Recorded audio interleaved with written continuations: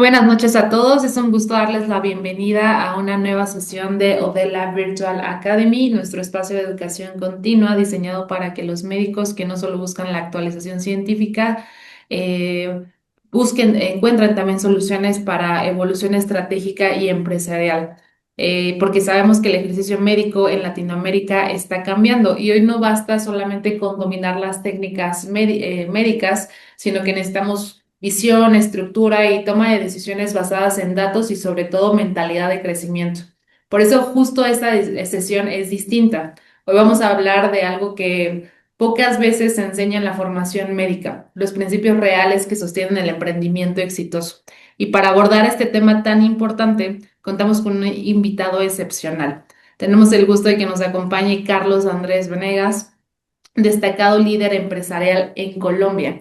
Es economista y administrador de empresas de la Universidad de los Andes, con formación internacional en varias universidades. Tiene MBA de la EA Business School, reconocimiento que le permitió ser miembro de la prestigiosa Beta Gamma Sigma, sociedad de honor que le distingue de la excelencia académica en negocios a nivel global. Y pues más allá de sus credenciales, Carlos ha liderado procesos de transformación personal y organizacional que ha generado valor y bienestar a grupos significativos de personas en Colombia y varios países. Y justamente esa combinación entre estrategia y liderazgo y transformación es lo que hoy viene a compartirnos. Y pues, Carlos, muchas gracias por aceptar esta invitación a Odella Virtual Academy. Gracias, doctora Yolox. Muchas gracias, Vanessa. Yo realmente estoy muy agradecido con ustedes para invitarme a compartir y hablar de un tema que realmente disfruto. Y quiero agradecer a todas las personas conectadas en este momento, quienes estén próximos a conectarse y quienes vayan a ver esta charla en diferido. Entonces voy a compartirles pantalla para iniciar con esta charla, ¿les parece? Perfecto. Como bien expresó la doctora Yolox, vamos a hablar de emprendimiento. Y yo he tenido en mi vida profesional la fortuna de aproximarme al emprendimiento desde facetas muy diversas. Digamos, he tenido la oportunidad de tener un acercamiento desde el periodismo. A propósito, en la charla he incluido contenidos tanto de México como de Colombia, teniendo en cuenta que de estos dos países desde donde más se puedan conectar. En algunos escenarios va a hacer referencia a Colombia, en algunos escenarios va a hacer referencia a México. Pero en general los conceptos son similares para.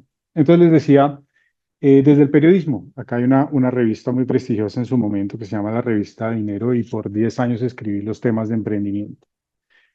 Soy profesor de emprendimiento, tengo el privilegio de hace ya más de 3 años ser profesor internacional del TEC de Monterrey, que ustedes conocerán, es muy afamada y principalmente en temas de emprendimiento y de innovación.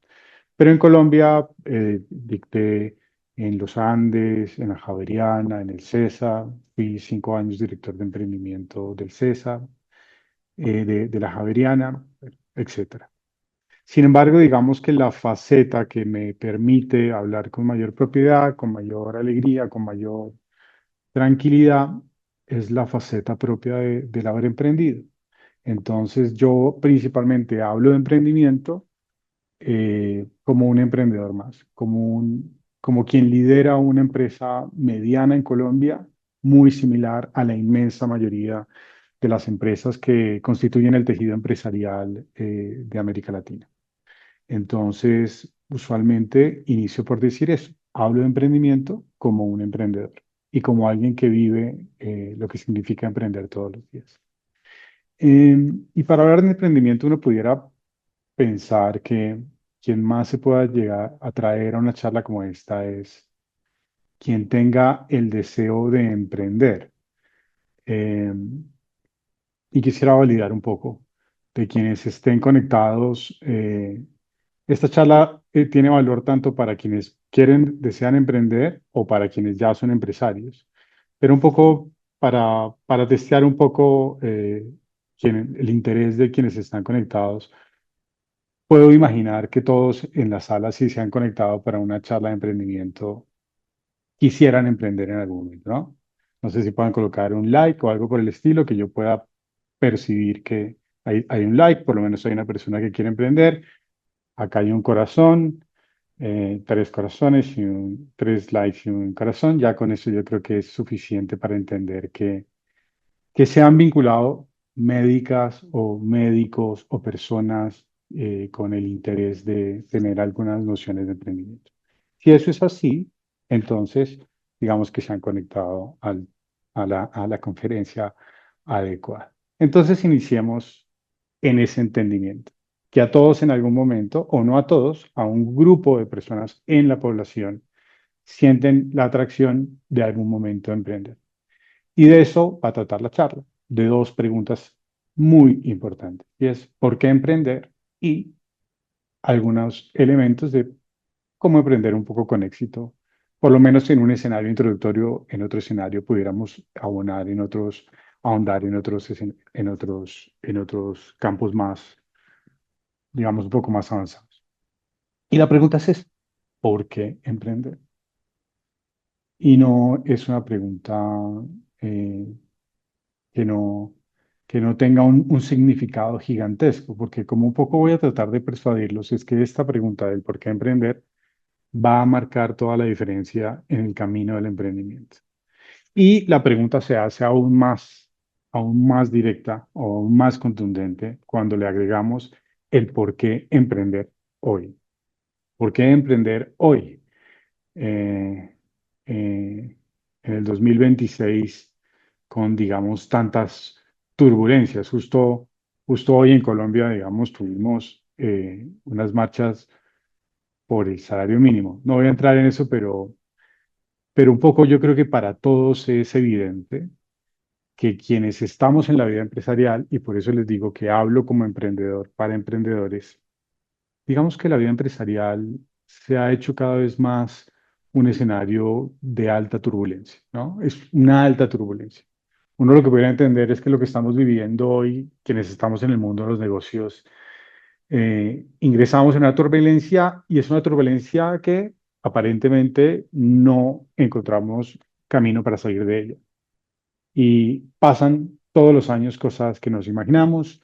Hace 3 años no imaginábamos una guerra en Europa, no nos imaginamos lo que hubiera pasado en Israel, en etcétera, en Irán. Una vez salimos de la pandemia, se genera una crisis en las cadenas logísticas globales que generaron unos procesos inflacionarios inmensos que apenas la mayoría de las economías han logrado revertir. La guerra, el año pasado tuvimos una guerra que afectó a toda la economía global de aranceles, la inflación, que la hemos sentido todos, en la mayoría de los países de América Latina ha bajado, acá en Colombia todavía está muy alta, las migraciones, los cambios climáticos, los incendios, malestar, cada vez más división en la sociedad, las noticias falsas, y ahí le agregamos todos los cambios tecnológicos, la introducción de la inteligencia artificial, lo que se viene en el mundo de la computación cuántica. Es lo que antes se hablaba y se decía en los años 90 que vivimos en un entorno VUCA. Esto fue acuñado por dos buenos autores de gerencia, Warren Bennis y Bernard Nanus, que son ambientes volátiles, ambiguos, inciertos y complejos. Y ya hace un muy buen tiempo decimos que ese escenario VICA o VUCA en inglés ya se trasladó a lo que hoy hablan de los escenarios BANI, que son los escenarios que son brittle, anxious, nonlinear and incomprehensible, que son quebradizos, ansiosos, no lineares e incomprensibles. En esos escenarios es que hoy en día se da la intención de emprender y, y quienes estamos ya en el mundo del emprendimiento y sacamos empresas adelante, ya sean pequeñas, medianas o grandes. Si a eso le abonamos que la verdad es que el riesgo del emprendimiento es alto en casi todos los países del mundo y donde hay mediciones a escala internacional, ¿no? Simplemente por mencionar el caso de México, el Instituto Nacional de Estadística y Geografía, la esperanza promedio de una empresa recién creada en México es de 7,8 años. Solo 2 de cada 10 logran superar los 10 años de vida. Eh, y en Colombia es un escenario incluso peor y en todos los países donde tenemos referencia de eh, estadísticas, la esperanza de vida de los emprendimientos son muy bajos. Entonces, la pregunta está allí. ¿Por qué emprender? Y eso es un poco lo que quiero iniciar a conversar con ustedes. El contestar esa pregunta de alguna forma marca un hito de si nos va bien o no en ese camino. Entonces, ¿por qué emprender? Pueden haber muchas respuestas a esa pregunta. Y desde ya quisiera decir algunos escenarios. Lo que dicen los estudios del por qué emprender, una razón clara, ahorita podemos hablar de las que no son las mejores. Las mejores no son alejarme de un jefe, alejarme de una mala cultura, porque estoy cansado con mi trabajo. Eh, una buena razón puede ser el dinero y podemos explorar un poco sobre ello, pero lo que dice la literatura de por qué es fundamental en la vida de los seres humanos emprender es porque reviste una gran satisfacción crear lo propio. Lo que muestran los estudios es que hay una, hay una gran satisfacción de las personas cuando trabajan por lo propio. Y en el fondo, eso es un hecho que cambia las dinámicas. Claro, hay una probabilidad muy grande de que a uno no le vaya bien. En el caso del dinero en particular, por ejemplo, lo que dicen los estudios es que muchos emprendedores no alcanzan a tener los ingresos que hubieran tenido si las personas fueran ejecutivos. Pero cuando al emprendedor le va bien, tiende a tener muchos más ingresos que quien hubiera decidido ser o haber estado empleado toda su vida. En Colombia, por ejemplo, eh, tiene una estructura empresarial muy similar a la que pudiera tener otros países de la región. En Colombia, para colocar en ejemplos de pesos colombianos, Colombia puede tener más de 40.000 empresas que están entre los 1.000 millones de facturación y los 30.000, 40.000 millones de facturación. Quienes están en ese rango, quien lidera una empresa en ese escenario, suele tener muchos mejores ingresos que incluso el presidente de una compañía.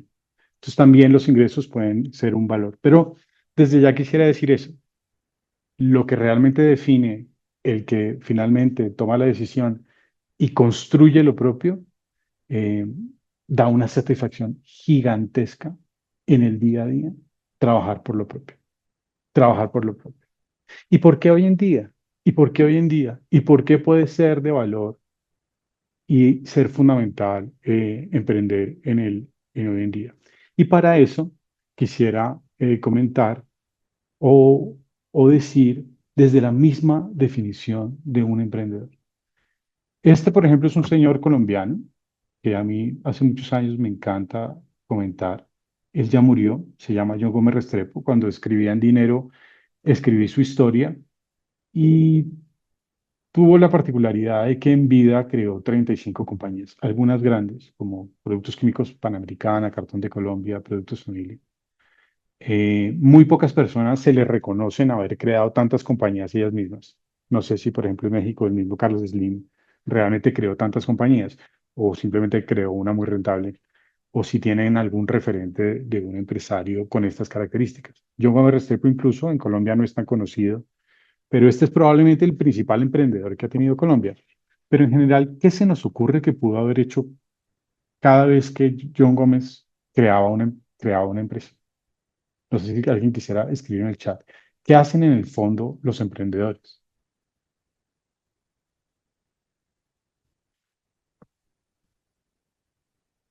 ¿Qué hace un emprendedor? O si alguien quisiera, si alguien quisiera abrir el micrófono y comentarlo.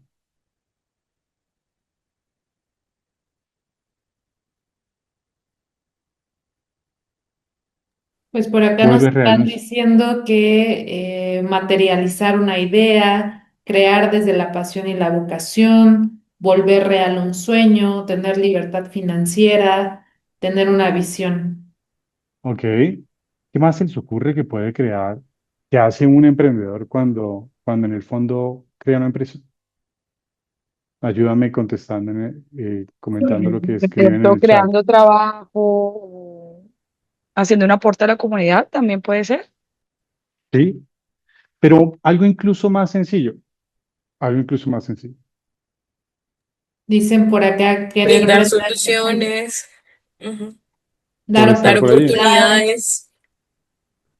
La verdad, lo que dice la literatura de lo que hacen los emprendedores, que es muy precisa, pero también nos ayuda a clarificar un poco el camino, es que realmente lo que hacen los emprendedores en el fondo es resolver problemas.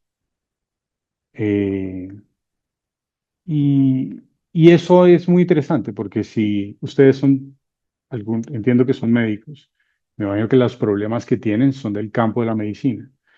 Pero si uno tiene una idea de emprendimiento y esa idea de emprendimiento no inicia por solucionar un problema claro, digamos que ya de por sí arrancamos con una dificultad. En realidad lo que hacen los emprendedores es resolver problemas. Y en el caso de ese emprendedor que estoy colocando allí es claramente evidente.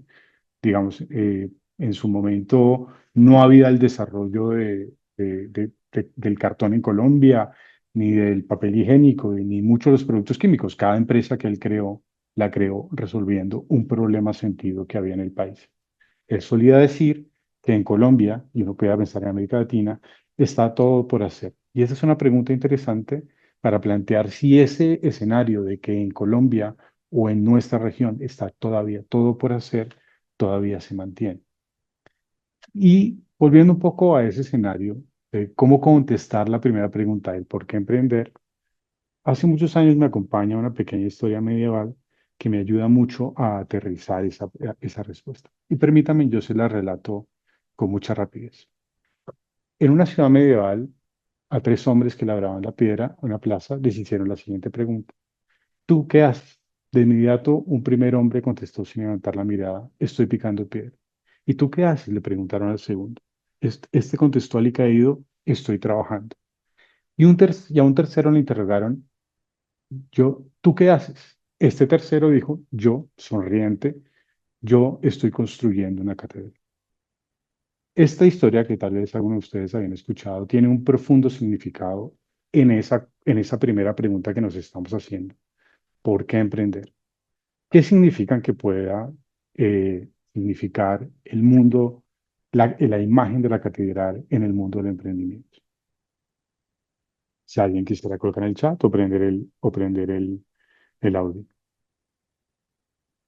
¿Qué significa que alguien dedique su vida? Que eso no es solamente para el mundo del emprendimiento, sino también en muchos escenarios para el mundo profesional, quien está considerando que simplemente está ladrando la piedra y alguien que considere realmente que está construyendo una catedral.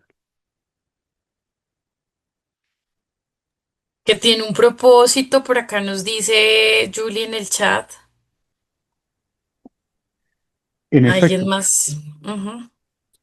la Totalmente. catedral, Yo creo que la gran diferencia está en la forma como vemos las cosas y cómo el impacto de lo que podemos ver tiene un resultado diferente en lo que hacemos. en efecto, eh, lo primero que uno tiene que tener en cuenta en el emprendimiento, por básico que parezca, y la gerencia tiene algo muy bello, y es que la gerencia, ya sea que uno se va a estudiar un MBA en Harvard o uno se va a las mejores escuelas de negocio del mundo, me imagino como la misma medicina.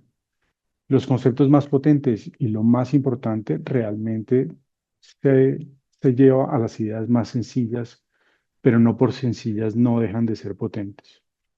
La primera idea que uno tiene que tener claro en el emprendimiento es que uno tiene que resolver un problema, pero no cualquier problema.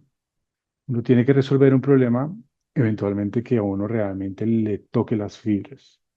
Y eso tiene que ver con el propósito. De alguna forma, esa catedral hace referencia a una pregunta esencial y es por qué se levanta uno todos los días para trabajar. ¿Y por qué puede ser eso tan importante? Y a veces porque es mucho más importante que el dinero. Si yo les preguntara a ustedes, hicieron una encuesta, ¿qué tan difícil consideran que es emprender? Y déjenme decirles que hoy en día es muy difícil. Solamente el caso colombiano es realmente retador. Acaban de aumentar el salario del 23,7%.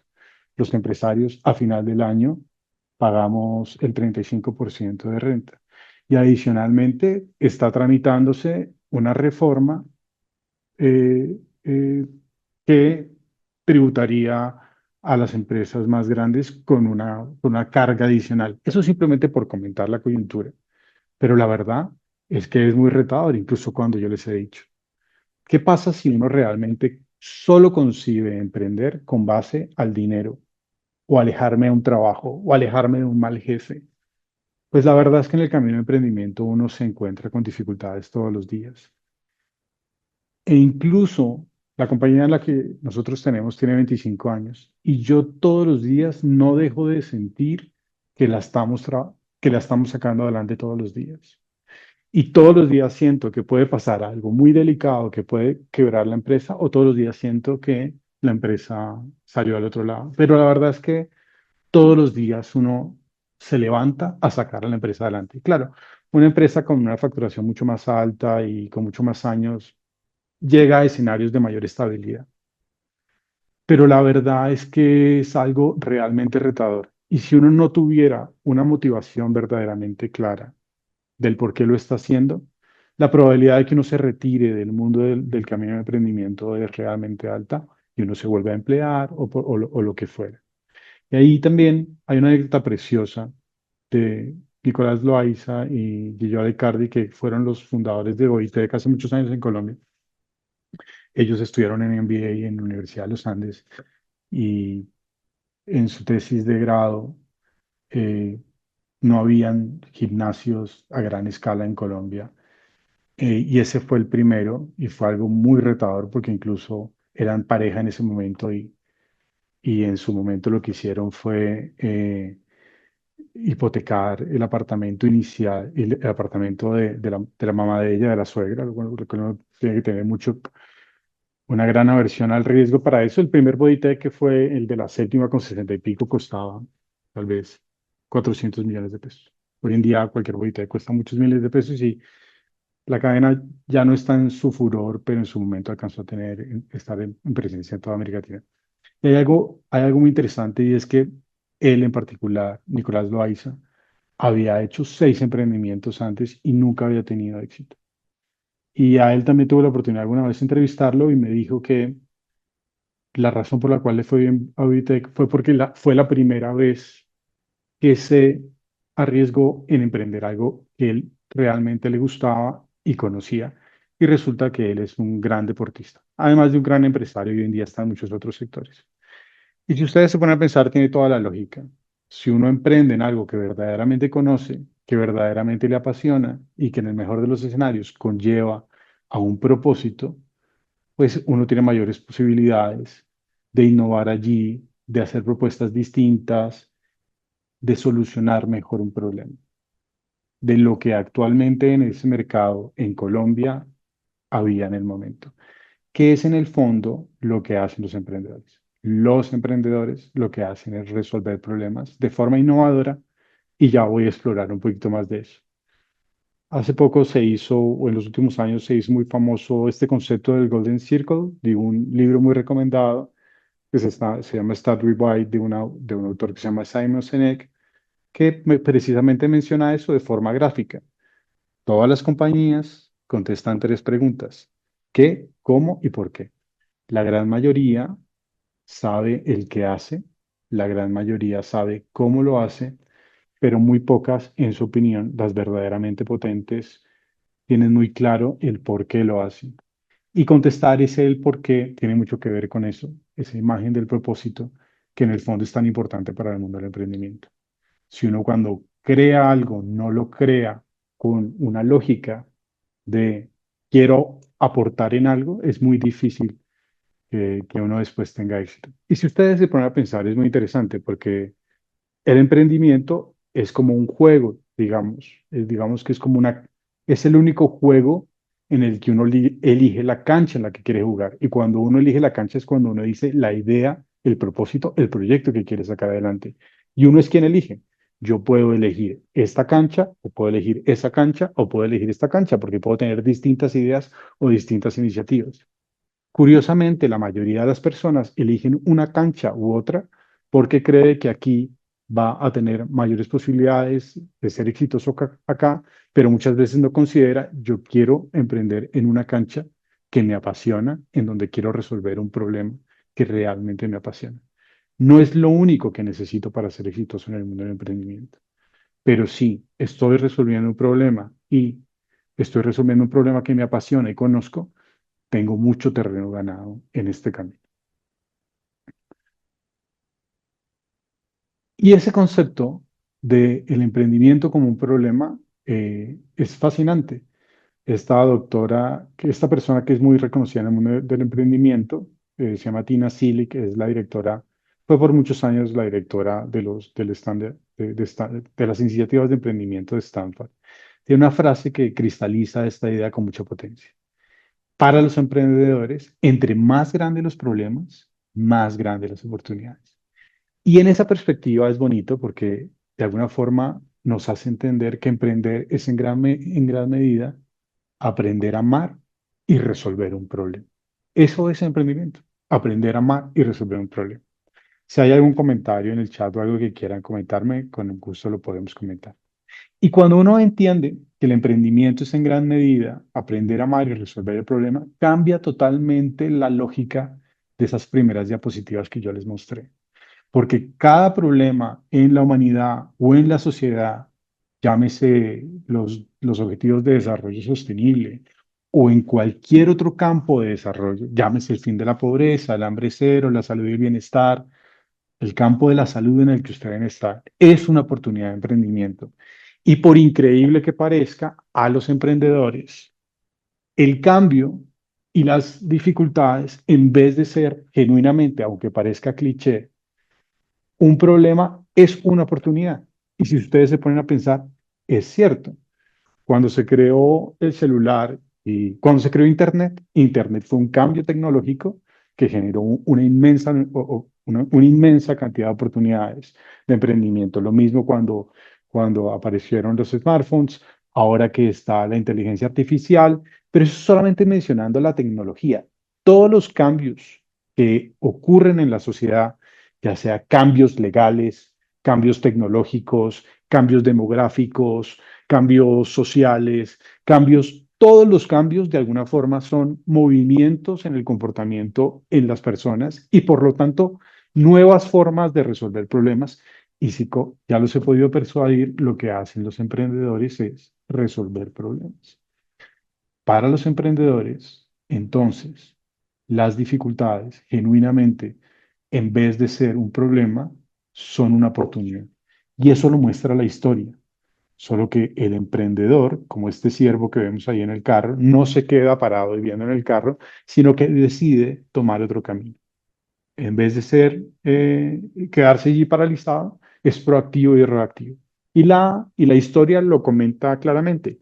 En los años donde hay más crisis y depresiones económicas es donde han nacido unos de los hitos más importantes del mundo del emprendimiento. Todos los años, en todos los países, crecen y mueren empresas e incluso en los años de gran dificultad nacen y nacen y nacen oportunidades. Pero acá hay algo interesante y es que no debemos considerar de todas formas a los emprendedores como personas idílicas que están fuera del alcance de nuestras competencias o capacidades. Y eso lo dice con mucha fuerza este autor hace muchos años que se llama Scott Chain, que es uno de los principales académicos más reputados. Todo lo contrario, él dice, los emprendedores realmente están en todas partes. Y si ustedes se van a dar cuenta, no hay nada más cierto que eso. Porque los emprendedores no son solamente los grandes industriales en nuestros países. Los emprendedores son quienes sacan adelante, quienes lideran las estructuras y los tejidos empresariales. Estos son los datos de México. Según el censo realizado por el Instituto Nacional de Estadística, el 99,8% de los establecimientos del país son micro, pequeños o medianas empresas. Esa cifra, 99,8, es exactamente igual a Colombia. En Colombia, el 98% de las empresas son micros, pequeñas y medianas. Solamente un 2% son empresas que pueden facturar más de 100.000 millones de pesos.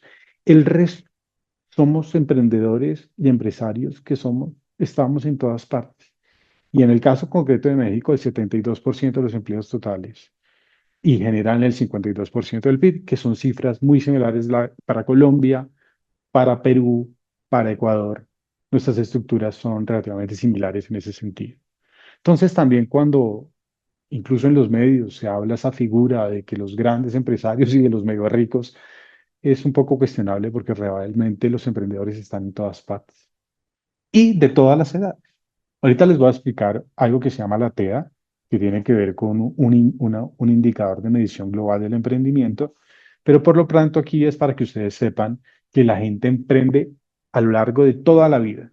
Acá en este caso, que es un ejemplo, por ejemplo, para Colombia del 2017, de 18 a 24 años el 18%, de 25 a 34 el 23%, del 35 al 44 el 22%, del 45 al 54 el 19%, más de 55 años el 16%. ¿Qué es mejor, emprender joven, emprender adulto? Tiene sus pros y tiene sus contras, pero para esta imagen en particular es interesante que sepan que en Colombia, en América Latina y en general en toda la región, nosotros emprendemos toda la vida. Jóvenes, adultos, adultos mayores, estamos con la intención y el deseo de emprender. Sin embargo, no todos los emprendimientos son iguales. Y acá quiero empezar a ahondar en otra pregunta que yo creo que puede ser de su interés. Ya hemos contestado por qué emprender, que tiene que ver con resolver un problema, que tiene que ver con un propósito. Y ahora quiero que empecemos a explorar cómo hacer para que esa idea de emprendimiento sea un poco más exitosa. ¿Cómo estamos de tiempo? Carlos Andrés, Vamos. vamos bien, Sí. súper. Antes de pasar a esa siguiente pregunta que es muy valiosa en este journey que estamos viendo, por acá nos preguntan hasta qué punto el sueño es más grande que la oportunidad para evitar la frustración.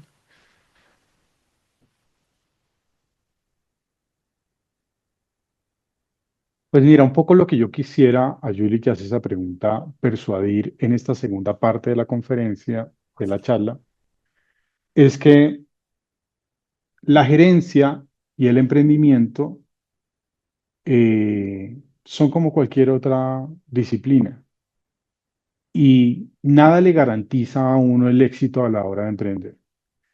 Pero hay ciertos elementos que maximizan en muy buena medida la posibilidad de a que a uno le vaya bien. Si uno, digamos, tiene en cuenta algunas variables fundamentales,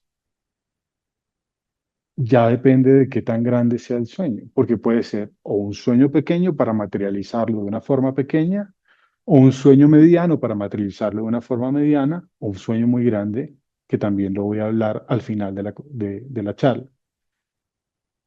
Nadie le garantiza que le vaya a ir a uno bien en el mundo del emprendimiento, pero sí hay escenarios, sí hay conocimiento, el conocimiento gerencial, el conocimiento en emprendimiento e innovación es importante para minimizar los riesgos y que no quede uno, y que que esto no se convierta finalmente en un fracaso, en algo que genere insatisfacción. De todas formas, es evidente que los latinos somos muy duros con, nos castigamos en demasía comparados con otras culturas y eso también está medido.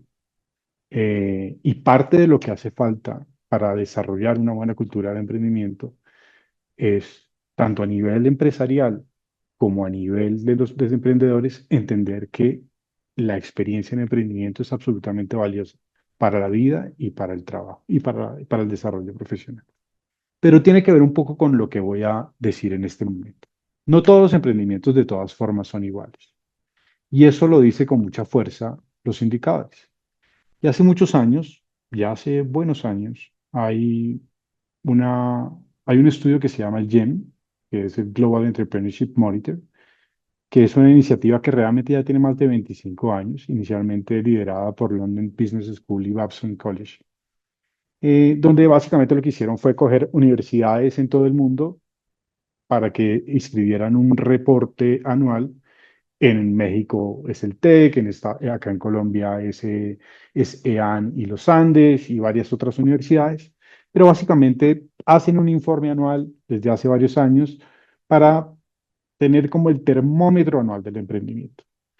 Y en todas las ediciones, desde el comienzo, casi siempre el diagnóstico es el mismo.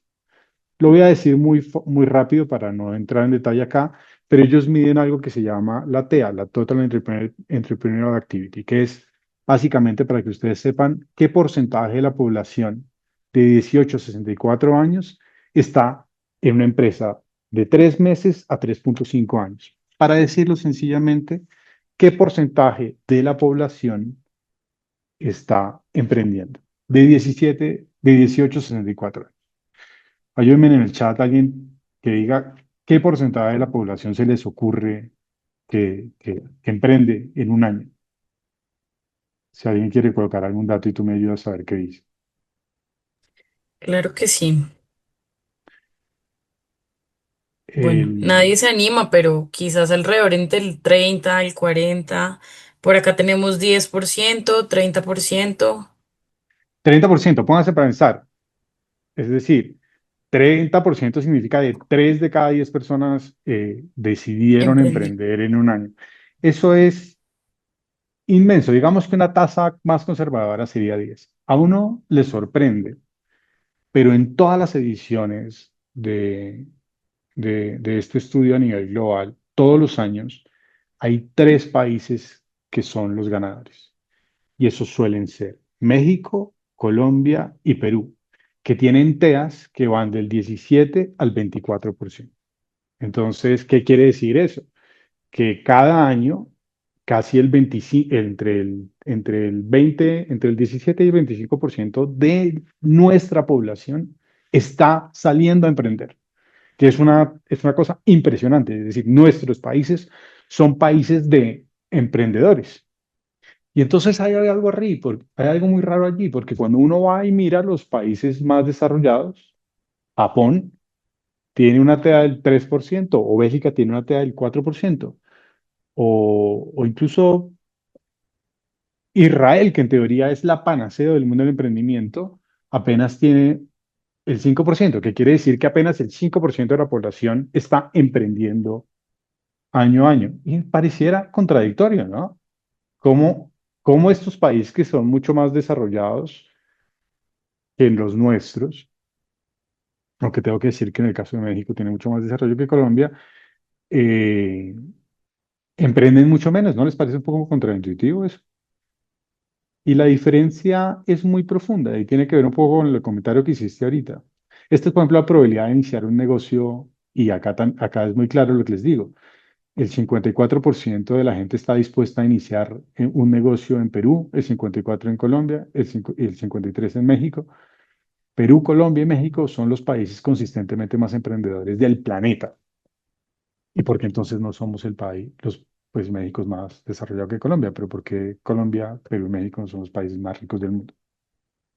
Y la diferencia es sencilla, pero poderosa.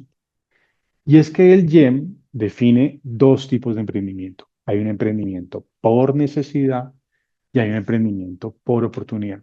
¿Cuál es el emprendimiento por necesidad? Pues ese emprendimiento por necesidad es que el que le tocó, ¿no? Me echaron o no conseguí trabajo y es lo que entendemos como el rebusque.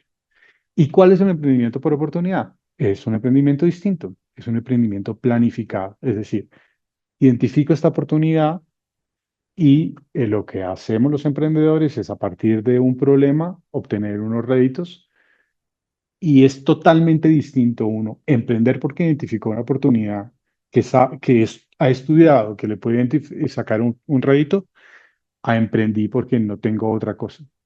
¿Y qué se les ocurre que es más grande en nuestros países? ¿Los emprendimientos por necesidad o los emprendimientos por oportunidad? Y esa, curiosamente, por sencillo que parezca, es toda la diferencia. Los países ricos suelen tener emprendimientos de alto impacto, es decir, son emprendimientos que están soportados en tecnología, etcétera. Y nosotros tenemos muchos emprendimientos, pero muchos de ellos son principalmente emprendimientos por necesidad, no dinámicos y de alta oportunidad. El tema del emprendimiento no es tanto un tema de cantidad, sino un tema de calidad. Y eso es muy importante tenerlo en cuenta. Si uno básicamente lo que va a hacer es emprender por necesidad, usualmente se va a meter en mercados muy competidos, muy difíciles de sacar réditos y tener grandes dificultades. ¿Qué horas tienes, Vanessa, para entrar en temas? 8:42 de la Ok, noche. entonces quiero, Tenemos, quiero entonces, discúlpame, tenemos una pregunta en el chat que quizás puede ser muy interesante y es ¿cuánto es el capital mínimo para emprender? el GEM, el GEM hace esa pregunta y sorpresivamente en Colombia los Yo la datos, hice, yo soy la doctora Andrea Peñuela, mucho gusto. dale. GEM, ese estudio al que te hago referencia, el Global Entrepreneur, hace esa pregunta todos los años y ha tendido en los últimos años, es una cifra que curiosamente no es despreciable para cuando uno no tiene los recursos, pero tampoco es una locura. Lo que hace básicamente es un promedio de todo y es de los pocos estudios que dan la respuesta. Pero en Colombia se estima que uno puede, que el estudio, que un emprendimiento promedio está entre 50 y 60 millones de pesos en este momento. Es un poco lo que es el promedio, pero obviamente puede ser mucho más alto o mucho más bajo. Ahora, entonces, aprovechemos estos últimos minutos, si ya logramos hablar un poquito de la razón del por qué emprender, eh, tal vez algunos de los ingredientes que van a ser más importantes para que nos vaya bien. Y tiene que ver con la innovación. Y voy a andar un poquito más rápido para explorar algún contenido acá, y es por qué la innovación es tan importante para la vida empresarial y por qué es tan importante para que nos vaya bien el emprendimiento, que es un poco la respuesta fundamental de lo que es un emprendimiento por oportunidad y no por necesidad. Un emprendimiento por oportunidad es en esencia un emprendimiento innovador. ¿Qué es un emprendimiento innovador? ¿Qué entendemos por innovación en el emprendimiento? Y ahí suelen surgir dos pensamientos. A la gente se le ocurren dos formas de pensar. Hay gente que concibe, primero que todo, la diferencia entre creatividad e innovación. Entonces, digamos que creatividad es tener muchas ideas, pero innovación es hacer algo que sea rentable. Entonces, a la gente se le ocurren dos cosas a la hora de pensar en innovación. Se le ocurre crear cosas totalmente distintas o algunas personas entienden la innovación como hacer algo mejor. Y en el caso del emprendimiento, sí es posible hacer algo totalmente distinto, ¿no? Que es lo que uno entiende una innovación de ruptura. Algunos de ustedes son médicos y seguramente tendrán la capacidad de hacer innovaciones de ese orden, pero para la mayoría de los emprendedores tenemos es simplemente la capacidad de hacer algo mejor. Y parece tonto o parece muy básico, pero marca toda la diferencia. Nosotros lo que queremos es resolver un problema mejor de lo que ya existe. Digámoslo muy sencillo. Para que uno tenga un terreno abonado en el mundo del emprendimiento, uno no solamente tiene que responder a un problema y a partir de allí tener un lucro, sino que tiene que buscar la forma de resolver ese problema mejor de lo que ya hay en ese mercado. Y no mejor porque sí, mejor para un cliente en particular que le queremos resolver un problema. Parece sencillo, pero en la práctica es profundamente potente. En algunos escenarios fácil, pero en otros escenarios muy difícil. Y es cómo resuelvo yo este problema mejor que de lo que ya existe. Y eso es lo que entendemos por innovación. Eso es lo que es innovación en el mundo del emprendimiento. Es Tenemos una propuesta que hace mejor algo que ya existe. Y hace varios años hemos tratado de condensar ese concepto de mejorar lo que ya existe en un concepto que es muy conocido en el mundo del emprendimiento o en el mundo de los negocios, que es una propuesta de valor. Una propuesta de valor en el mundo del emprendimiento es algo que hago mejor que el resto. Y acá tengo algunos ejemplos. Para discutir no tenemos tanto tiempo, tanto colombianos como de otros escenarios. Pero, ¿a ustedes cuál les ocurre que puede ser la propuesta de valor de Crepes and Waffles? Que cuando inició Crepes and Waffles y que hace muchos años es la cadena de alimentos entre ellos y Frisbee más grande del país, se van turnando el uno del otro. ¿Por qué en su momento creen que fue tan exitoso Crepes and Waffles?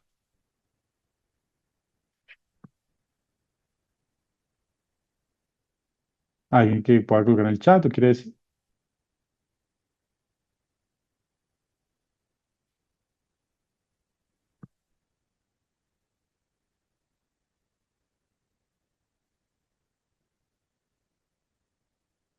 Ahí estamos, quedamos en el- Digamos que algunas personas, por ejemplo, contestan esta pregunta y dicen, porque contratan madres cabeza de familia. Eh, y yo siempre a veces contesto y digo, ¿realmente vamos a creer por eso? Y la verdad, la respuesta es un poco lo que dice Sam y lo que dice Alicia. Cuando nació Crepes and Waffles, no, había un segmento de restaurantes que eran o restaurantes muy finos, por lo que llamamos en Colombia corrientazos. Y había, en términos de estrategia, que algún día podríamos conversar de estrategia, todo un terreno inexplorado en el campo del mundo de los restaurantes. Y ellos llegaron con una oferta. Última, han crecido con precios, pero en un momento con una calidad suficiente, con un precio accesible, que los permitió crecer en todo un segmento muy particular de mercado. Aunque uno no lo crea, la mayoría de los emprendimientos que son muy poderosos, que son conocidos como Crepes and Waffles, o también que hacen parte del extensísimo universo de nuestra vida empresarial, hacen algo mejor que la competencia en un mercado establecido. Y uno puede discutir cuáles son las propuestas de valor de muchas de las marcas que conocemos. Algunas son tan inteligentes que lo que hacen es estructurar toda su operación para hacer muy contundente propuestas de valor muy claras, como está pasando ya hace varios años en el sector de retail, que las grandes superficies están siendo devoradas por marcas como de Uno o Ara o lo que fuera, que básicamente están organizadas de tal forma para minimizar los costos. Y lo mismo logró Tostado en su momento, pero no son diferenciarse en costos y en precios, no es la única forma de hacerlo. Hay muchas otras formas de innovar, hay muchas formas distintas. Lo importante acá para tener en cuenta es que innovar es hacer mejor de lo que ya existe para un segmento en particular y que cuando uno tiene la intención de emprender, uno tiene que tener claro no solamente qué quiere hacer, sino por qué lo estoy haciendo mejor. Luego, ahí hay algo interesante que no lo voy a explorar mucho hoy, pero básicamente es que si uno ya tiene claro que quiere hacer bien y su propuesta de valor, pues eso tiene que casar muy bien con un segmento en particular de la población o un segmento muy particular de clientes, porque uno no puede atender a todo el mundo. Y ese enlace inicial entre propuesta y segmento de valor es lo que da pie a algo más amplio que se llama modelo de negocios, que no es otra cosa que cómo mi organización hace dinero, pero que en estos escenarios no voy a explorar por tiempo, pero básicamente lo que hacen los empresarios, una empresa pequeña, grande, mediana, en general, básicamente es eso. Crea una propuesta de valor para un segmento en particular que intenta posicionar y a partir de para ese segmento de mercado que intenta posicionar y al posicionar esa propuesta de valor se hace más fuerte en ese segmento. Y quisiera finalizar con este cuadro que es muy afamado de un autor muy bueno en el mundo del emprendimiento que se llama Guy Kawasaki, que explica 4 escenarios de compañías en los que uno se puede ubicar si uno tiene una idea de negocios. Y este es un cuadro muy sencillo que referencia el tamaño de mercado y el valor agregado, y es qué tan diferente soy, que es un poco lo que acabamos de decir.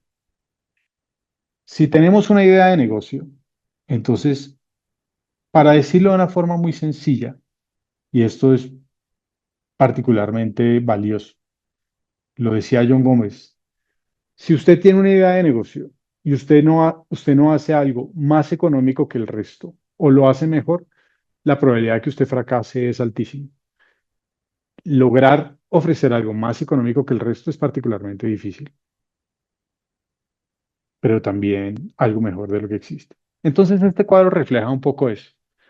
Si yo tengo una idea de negocio y más o menos calculo que el tamaño de mercado es pequeño, o sea, si ustedes tienen un proyecto y ustedes de alguna forma van y calculan a quién le pueden ofrecer esa iniciativa, qué tan grande es, y ven que ese tamaño es pequeño, y también piensan que no es diferente o mejor que el resto, la probabilidad de que uno fracase es altísima, que un poco el comentario que se hizo sobre en este escenario la posibilidad de que uno haga algo mal hecho y termines básicamente con una gran frustración, ese escenario. Si yo mido que lo que estoy proponiendo no tiene un mercado y no tiene una diferenciación, por muy buen gerente que yo sea, es muy difícil que saque una compañía o una iniciativa de emprendimiento en ese escenario. Luego hay otro escenario que es interesante, porque hay compañías que son muy innovadoras, soluciones muy innovadoras, pero que el tamaño de mercado es muy pequeño. Y este autor lo llamó hace mucho tiempo compañías estúpidas, porque pueda que yo tenga algo innovador, pero no tengo a quién vendérselo. Y ahí también tengo una probabilidad muy grande de fracasar. Y está en donde está la inmensa mayoría de los mercados, que son la competencia en precios, donde hay tamaños muy grandes, pero no hay diferenciación. Y ahí competimos con precios. Y la gran dificultad de cuando uno compite en precios es que siempre gana suele ganar el que tiene más recursos. Y ahí perdemos nosotros. El trabajo difícil para los emprendedores es saber bien por qué uno quiere emprender, resolver bien un problema, ojalá alineado a un propósito, y encontrar una solución que tenga un equilibrio adecuado, en que tenga un tamaño suficiente, un nicho suficiente de mercado para ofrecer eso, y que yo haga algo mejor que el resto en ese nicho en particular para que a uno le vaya bien. Y eso, por sencillo que parezca, es innovación en emprendimiento. Y ahí la oportunidad de que a nosotros vaya mejor en el mundo del emprendimiento es muchísimo más alta. Y eso es lo que tratamos de hacer con las personas que emprenden y así apoyamos a estudiantes o a las empresas, etcétera. Un comentario final. Bueno, no sé si cuántos minutos quede. No te preocupes, nos quedan 5 minutos, pero creo que la charla está muy interesante porque veo a las personas muy emocionadas opinando. Bueno, quería hacer unos comentarios finales sobre el mundo de las startups. Hay, ya les dije, en México, en Colombia, en toda la región, el 98% de las empresas son micro, pequeñas o medianas. Y ahí la gente suele pensar que ahí la innovación no es importante. Todo lo contrario. Es allí en esas empresas donde la innovación se hace más importante, ¿no? Por supuesto, quien tenga una pequeña, una mediana, o incluso una microempresa, puede diferenciarse con innovación, puede hacerlo mejor que su competidor y puede crecer a partir de innovación. Pero Tina Seelig ahorita tenía una cita que yo les dije que entre más grande el problema, más grande las oportunidades, entre más grande el problema, más grandes las oportunidades. Y de ahí, pues ha tomado tanta fuerza en el mundo del emprendimiento desde hace mucho tiempo el concepto de las startups, que las define uno de los mejores autores del mundo de las startups, Eric Rice, como una institución humana diseñada para crear un nuevo producto o servicio bajo condiciones de incertidumbre extrema. Entonces, ¿qué es lo que realmente pasa en el mundo de las startups? Para entenderlas y diferenciarlas del resto de la estructura empresarial de un país. Básicamente lo que hacen las startups es tratar de resolver un problema gigantesco de una forma que alguien antes no lo ha hecho. Y todas esos startups que conocemos en América Latina, etcétera, digamos, Rappi, Avi en Colombia, Nubank, etcétera, hicieron fue básicamente eso. Emprendedores dijeron, mi reto no es un problema pequeño, mi reto es un problema gigantesco. Mi reto es la financiación en Brasil y en América Latina. Mi reto es darle educación a tantas personas. Mi reto es el delivery de 15 minutos. Mi reto es, eso es lo que finalmente hacen las startups. Estas tienen un tipo distinto de financiación que tiene que ver con capital de riesgo, ese es otro mundo. No suelen financiarse como nos financiamos el resto de los empresarios. El 98% de los empresarios que solemos financiarnos es con las utilidades de todos los años. A mi juicio, tanto la academia como los medios le prestan mucha más atención que deberían al mundo de las startups, pero por lo menos para mí es interesante diferenciarlas. La única diferencia es que ellos deciden resolver problemas mucho más grandes de una forma que nadie antes lo ha hecho y por eso el rédito para ellos es mucho más grande, pero también para ellos la probabilidad de fracaso también es mucho más grande que en el otro tipo de emprendimientos. Y tal vez para concluir todo esto es muy interesante. Bueno, está el ejemplo de Platzi, que hoy en día a uno se le pasaría, no se le pasaría por la mente. Una universidad promedio en Colombia tiene 18.000 estudiantes. De hecho, tiene menos, tiene 15.000 estudiantes. Las más grandes tienen 20.000. Las muy, muy grandes, el TEC de Monterrey es una universidad de 80.000 estudiantes, que es una cosa muy distinta, porque el TEC de Monterrey es una universidad de calidad, como los Andes en Colombia, pero de acceso. Es una cosa muy interesante.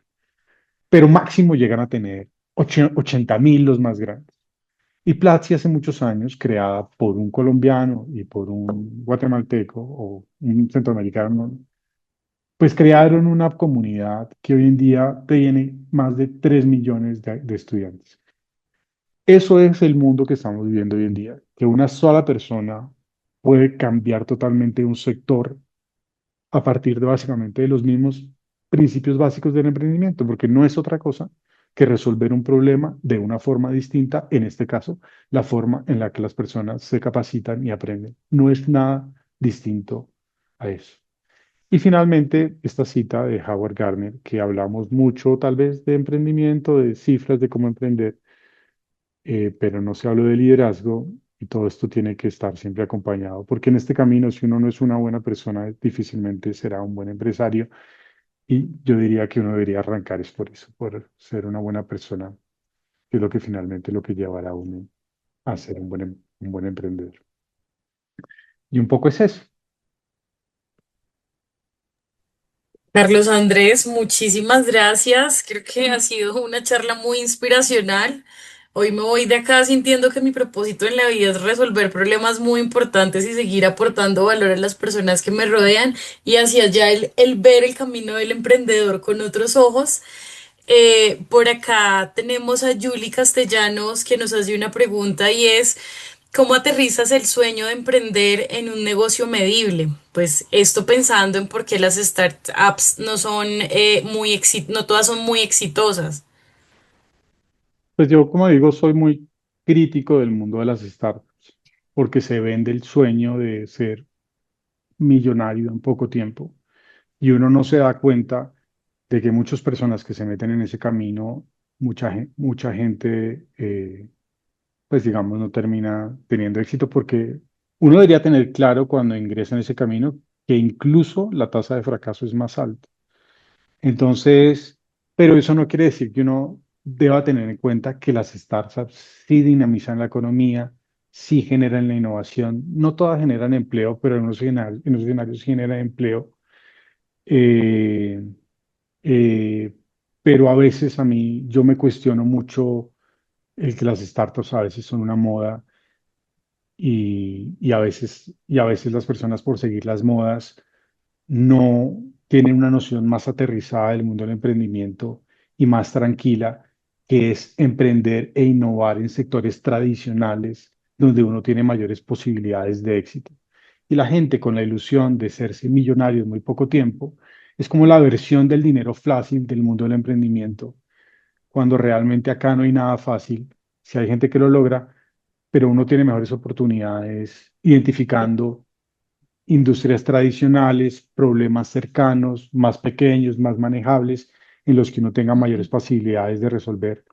Eso no quiere decir que uno pueda hacer un éxito, pueda crear una startup que sea exitosa, pero yo me cuestiono el mundo, el mundo de las startups como modas, pero hay opiniones sobre eso. Inversionistas, hay Bueno, toda una estructura. eh, Hay toda una estructura de inversionistas para los distintos escenarios de las startups. Eso está muy profesionalizado en el mundo entero, está ujú. muy desarrollado en México y en Colombia ya también, desde lo que uno entiende como inversionistas ángeles hasta inversionistas ya del mundo del venture capital. En cualquier momento lo podemos conversar. Bueno, por acá nos ¿Cuál? pregunta Alejandra. Discúlpame, adelante. Dale, dale, dale. Carlos Andrés, muchas gracias por tu charla hoy. Tengo una pregunta y es, ¿qué sientes que hace falta para que más emprendedores se sientan felices por hacerlo y motivados a hacerlo y no con la carga de hacerlo? Tengo varios amigos emprendedores con los que hablo acerca de su lucha constante. De nuevo, muchas gracias.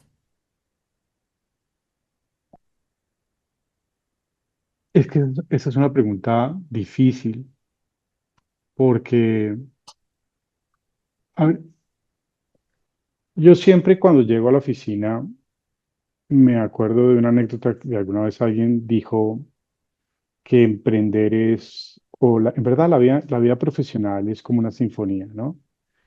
Y entonces, eso lo escuché de un empresario que es del mundo de la seguridad. Entonces, es una de las empresas más grandes de seguridad en Colombia, que tiene pues, eh, 30.000, 40.000 eh,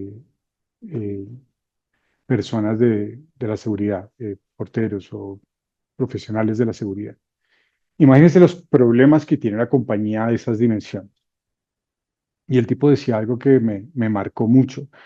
Y dijo, yo llego a la oficina a todos los días y yo siento que estoy en una sinfonía. Imagínense los problemas que pueden surgir en una compañía de esas características. Pero yo a esos problemas no los veo como problemas, los asumo como música. Y básicamente yo disfruto de la música del día a día. Y eso pasa tanto en el mundo del emprendimiento como en la vida uno de ejecutivo. Y por eso, de hecho, es tan importante uno emprender en algo que le apasione, porque si a uno le apasiona algo, es mucho más fácil que los problemas los sienta como música o no.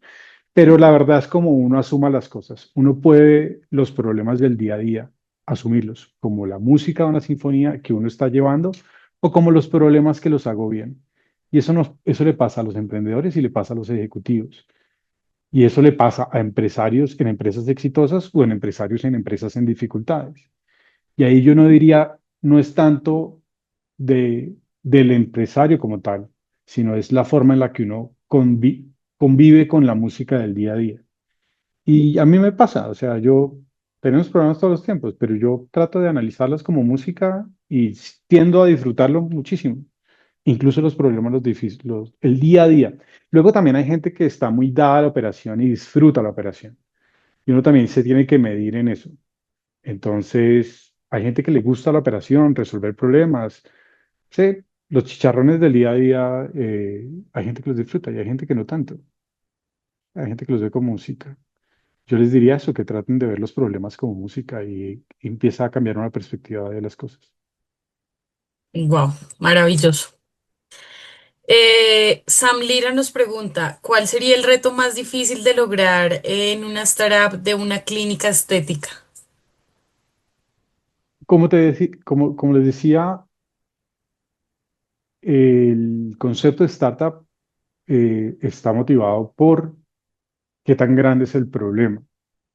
Si lo que quiere hacer esa clínica estética es identificar un problema muy especial, muy particular de un segmento no tan grande, realmente no es una startup, realmente es una empresa innovadora, si quieres que sea innovadora, eh, porque, porque el concepto de startup está dado para las empresas que crecen a una velocidad gigantesca, que también puede creer una empresa innovadora, pero Yo repito, no me casaría con el concepto de startup. Yo me concibiría a mí mismo, si yo tuviera una empresa de estética, me sentiría tranquilo con identificar un nicho en particular, en resolver algo muy bien resuelto que me permita crecer, tal vez no de forma exponencial, pero de forma controlada.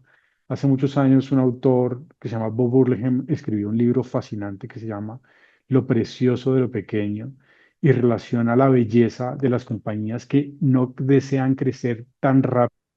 Les afecta la calidad de lo que están haciendo y yo tendería a pensar que el sector de la salud, si bien está presto para, o la estética está presto para startups, claro que sí, también está muy presto para proyectos más bien pequeños, controlados, que crecen orgánicamente, pero que cuidan un servicio de forma muy especial.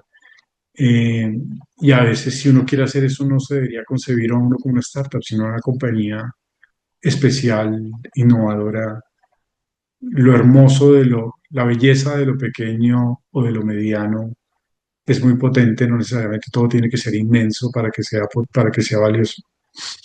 Pero, pero también todos los sectores están dados para las startups. Hay problemas de la estética que que son de Colombia, de América Latina, y uno puede plantear una solución para resolver problemas de la estética para toda Colombia, para toda la región, en una solución distinta, y eso es válido y puede ser exitoso, solamente que uno tiene que entender que tiene que plantearse un método distinto de financiación, porque eso uno no las startups no se financian de forma orgánica, necesitan financiación externa de capital de riesgo que implica que implica unos manejos distintos, pero eso también es válido, o sea, eso también es válido.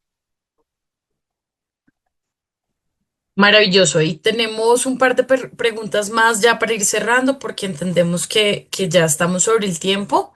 La primera es de Alicia Mateus, quien dice, ¿crees que Tree es un ejemplo de una startup de moda, como decías, o llegó para revolucionar y ser pionero en lo que hacen? Tri, la de bolsa, ¿cierto? Eh, eh, eh, un Creería que estudiante mío sí. de la Javeriana, Carlos Guayara, creó esa compañía.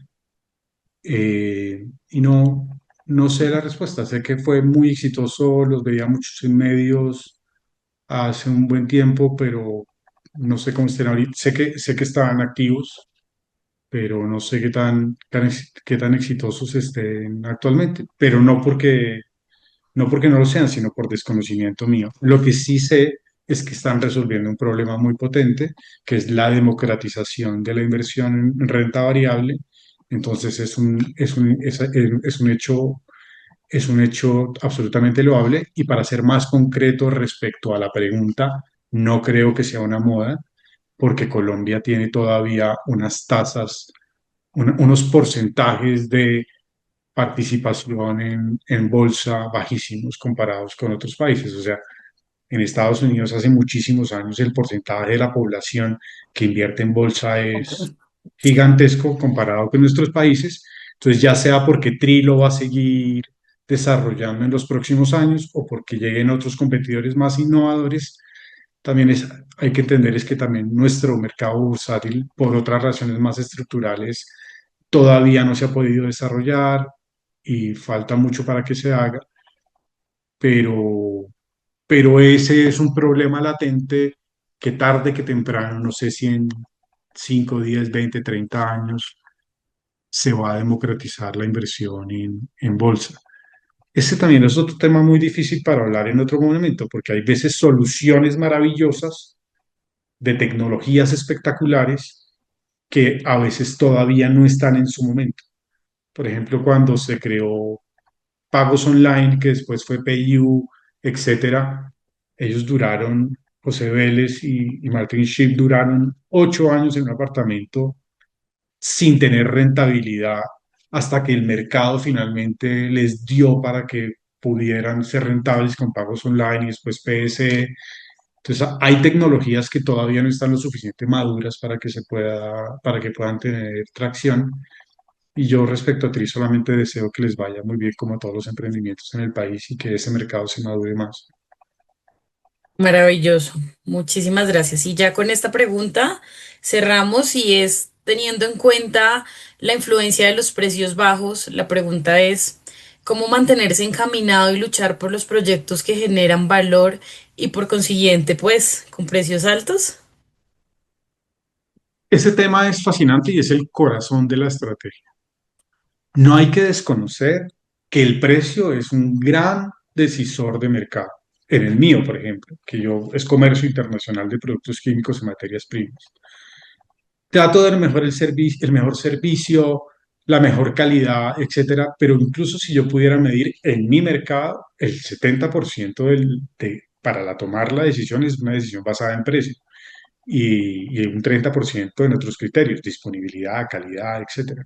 Y yo lo tengo claro, yo sé que finalmente estoy ofertando productos y que finalmente, si en algún momento no lo tengo más económico que el resto, voy a perder o vamos a perder. El precio es un gran tomador de decisión, pero la innovación se trata de cómo encontrar caminos. Todos los desarrollos conceptuales del mundo de la innovación y de la estrategia de todos los autores en los últimos 30 40 años parten de esa pregunta esencial.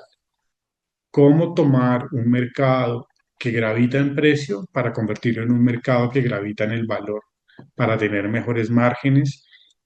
Porque eso no lo conversamos, pero la mejor forma de sacar una empresa adelante es cuando tiene márgenes saludables, que es el resultado de innovar. Y eso es un camino difícil. Entonces, yo diría, si uno tiene un modelo de negocio lo suficientemente potente, como el caso de ARA o como el caso de que uno puede estructurar todo para gravitar en el precio y ser exitoso, lo puede hacer. Pero si uno no lo tiene, uno tiene que ser consciente de eso. Entonces uno tiene que encontrar nuevas formas de generar valor, porque probablemente hay un competidor que logre mejores precios que uno. Y si consistentemente hay un competidor que logra mejores precios con uno y uno no tiene una diferenciación distinta, la posibilidad de que el proyecto de uno fracase es altísima. De eso se trata la estrategia, de eso se trata la innovación y por eso es un campo tan grande, tan apasionante, tan difícil en muchos escenarios. Pero esa es la pregunta reina del mundo de los negocios. Bueno, Carlos Andrés, agradecerte por esta clase, conferencia magistral que nos das hoy de estos secretos para emprender, de cuáles son esos pasos que debemos tener como en el centro, hacia dónde poder orientar nuestro mindset corporativo, empresarial, desde los espacios donde nos encontremos, ¿cierto? No sé si quieras compartir de pronto alguna red social con el público que nos acompaña hoy, por ejemplo, pronto LinkedIn o Y algo donde te puedan encontrar. yo estoy en LinkedIn, me pueden buscar allí. Debo decir que hace mucho tiempo soy de el emprendedor que se dedica a trabajar y a sacar su empresa adelante y no soy visible en redes, me dedico a la empresa, pero ahí estoy. Entonces, yo creo que uno tiene que estar concentrado en su empresa. Hay mucho ruido en las redes, eh, pero estoy en LinkedIn, y estoy en Twitter, es lo que estoy ahí para. Si me inviten a LinkedIn, los acepto y se me escriben con el mayor gusto, pero no soy activo en LinkedIn. Maravilloso. Bueno, agradecerte por este espacio, a ti y a todas las personas que nos acompañaron en esta edición especial, maravillosa de OVEA o de la Virtual Academy. Gracias por su tiempo, por su espacio, por conectarse con nosotros. Nos vemos en la siguiente edición, el próximo jueves. Vamos a hablar también de marketing, cuál es el secreto de las clínicas para mejorar esos indicadores a nivel de mercadeo y digital. Muchísimas gracias a todos y les deseamos una excelente noche. No olviden seguirnos en nuestro canal de YouTube. Nos encuentran así, OVA o de la Virtual Academy. Muchas gracias Gracias a y que tengan ustedes por su una cariño y su excelente generosidad. noche. Mil gracias, Carlos Andrés. Que tengas una buena noche. Hasta luego.